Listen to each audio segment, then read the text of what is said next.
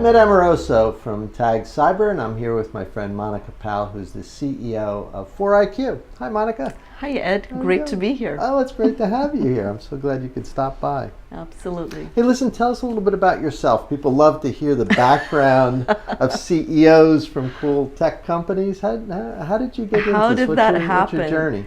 You know, I actually grew up in Singapore, and then came here to Rice for my undergrad, and then went up to UW-Madison for my grad school, and then, you know, when I started job hunting, ended up at Apple.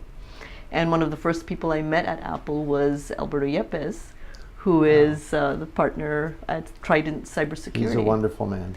And so we were at Apple for 10 years. I was in R&D, writing Mac TCP code, long time ago. Then went into marketing, and then when Alberto started in commerce, asked me to join him there, and that was when I started in the startup world and in identity, in digital identities and single sign-on. So N-Commerce was acquired by Entrust, so I was running marketing, corporate marketing at Entrust. And then once you get hit by the startup bug, you know, you just can't go anywhere else. So I've just been in a series of startups, taking them when they're really young, when the product market fit isn't quite there. I really enjoy, you know, taking the raw assets and then figuring out, okay, so how can we, you know, do something with this? And so I've been at a series of startups in the enterprise security space, in the open source space, in the big data space, and then actually launched Alien Vault when Alien Vault first came to the US. So 4IQ's founder is Julio Casal, who also founded Alien Vault. Right. And so when Trident invested in Alien Vault, Alberto asked me to help launch Alien Vault here in the US, and that's when I met Julio and started working with him. And so when Julio then, you know, as Alien Vault matured, he went off and started tinkering. And one of the things that he noticed was that you know, a lot of the security technologies were focused on the IT infrastructure, but this was like playing whack-a-mole. You know, you were seeing all the issues happening, but the root cause in many places, in many ways, was people. Yeah. And so then he started looking at, you know, people and identities and digital identities, and that's kind of where 4IQ started, focusing on going out there, looking on the frontiers in the deep and dark web, and really focusing on identities. So not just, you know, credentials, but other parts of your identity, like, you know, other things like social security numbers and so on, but also looking at documents that were exposed that had identity information in them.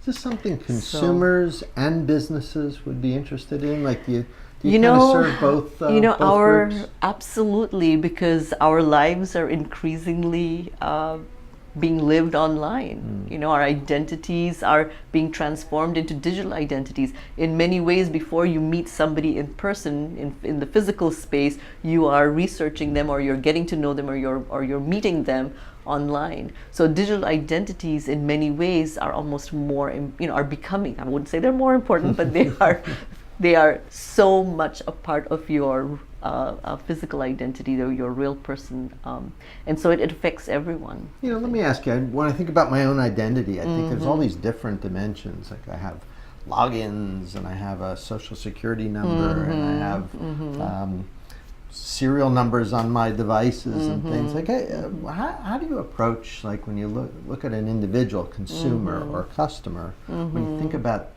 digital identities, is it something very specific, or do you have to be sort of broad in thinking about that? You know, that's a good question. I mean, I think identity, if you think about an identity, it's who you are, stuff that you cannot change, right? It's what you have.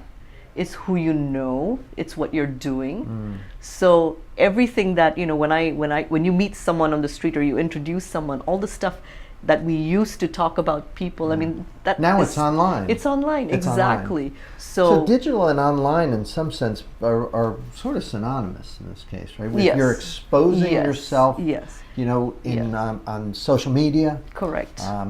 mobile, Absolutely. and so on. Those are the is that so you call that, as I recall, it's identity threat intelligence? Is that the term? Correct, Is that correct, the right correct. term for it? I think threat intelligence has really been focused on devices, on networks, on IP addresses, on URLs, Feeds of, right? Of threat, right? And so what we're doing is really looking at threat intelligence from a person standpoint, from an individual standpoint, from a perspective of what about you is exposed that could create a threat. I see. Now you mentioned deep and dark web. What is that? Well, so we all know the web that Google shows us. That's the visible web. Indexed. The surface web that's indexed. There's a whole part of the web that's not indexed, and that's the deep web.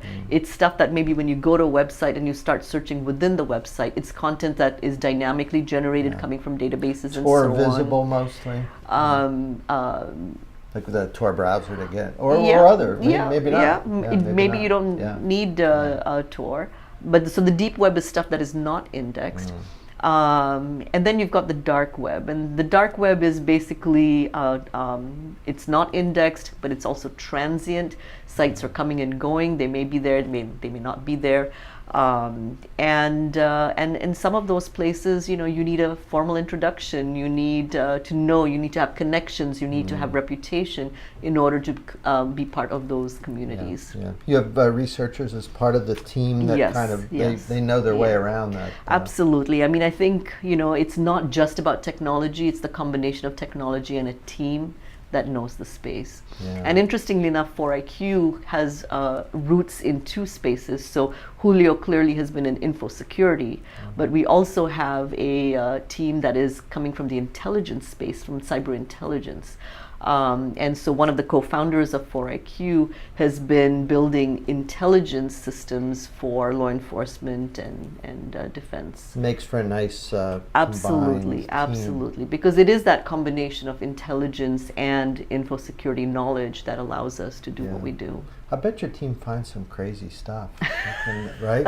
They're trolling around in the Absolutely, it is surface web. It is pretty scary. It is pretty scary. The word is definitely scary. The amount of your information that is exposed, and of course, you've got a whole bunch. We all hear about the hackers who break in and then deliberately expose information, but a lot of information is also accidentally being lost, right? It's just out there, it's open, it's misconfigured servers or, people making mistakes.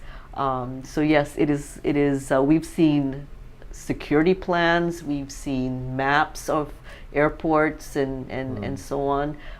We've seen a lot of sensitive information that in the wrong hands could do a lot of damage. Now the work you do is becoming more mainstream. Like I think NIST I think has some controls now, some requirements in this area. very recently, the NIST digital identity guidelines basically recommended that because over the last few years there have been so many breaches, and not just breaches, but so many breaches of password information, that when a user is setting a password or resetting a password, in the past the guidelines were saying, just make sure that they're not doing things like 1234 or admin, right? The simple common passwords, and do a dictionary check to make sure they're not just using the simple dictionary words that hackers will check.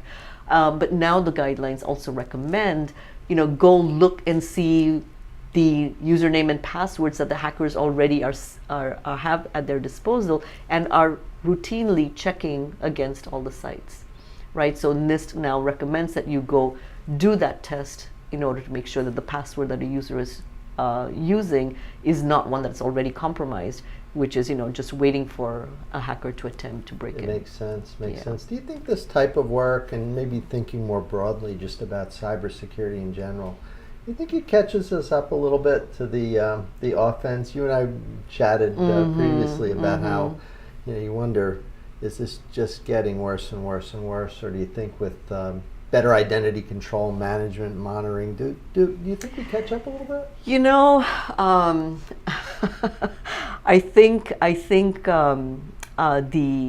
opposition, if you will, the attackers, are focused. They are organized. Yeah. I think the economy, the alternative economy, the black economy, the underground economy is